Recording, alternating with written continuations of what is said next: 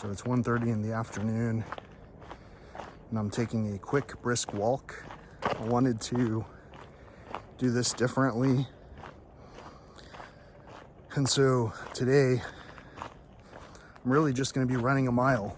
This brisk walk was to get to the junction I originated at yesterday to complete my 1 mile run. Today I'm going to be doing the same thing as yesterday, but without the 2.7 whatever miles that I walked first. And part of that is because that was my original goal when I came here and talked with some people on the trails way back when, to achieve a certain benchmark. So I don't recall the percentage at the time. Maybe I'll overlay that onto this clip somehow. But there's a significant portion of people in my country who can't run a full mile. I found it hard to believe, but only after I was able to run a mile because it's surprisingly easy. It's not easy to do on trails.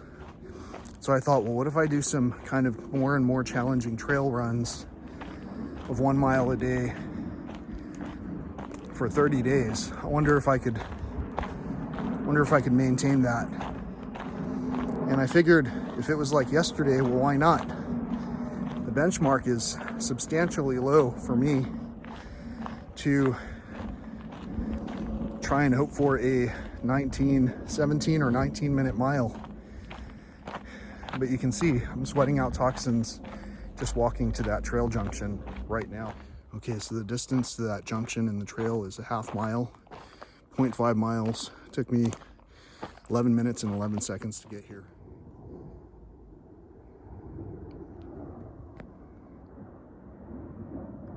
In a lot of ways, running is a repetitive meditation mantra. You can tell if you're really relaxed during your run, if your shoulders are relaxed. So the same as when you're trying to go to sleep, the same as actively checking for tension in your shoulders then. If you do that while you're running, you'll find that you can perform exceptionally on demand.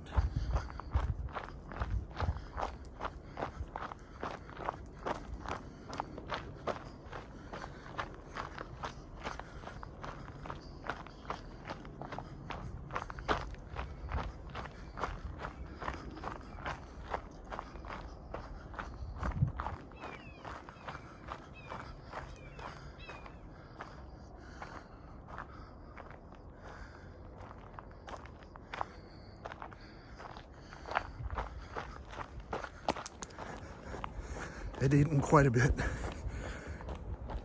few processed foods lately, and my sweat, boy, does it sting my eyes now.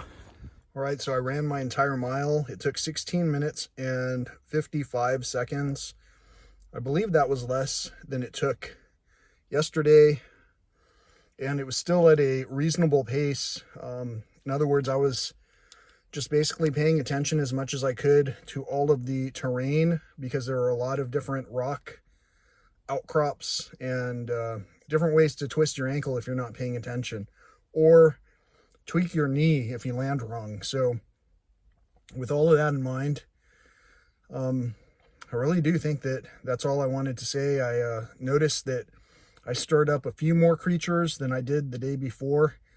And in all cases, they were very difficult to find because they were in dense leaf litter, just kind of taking refuge from the sun.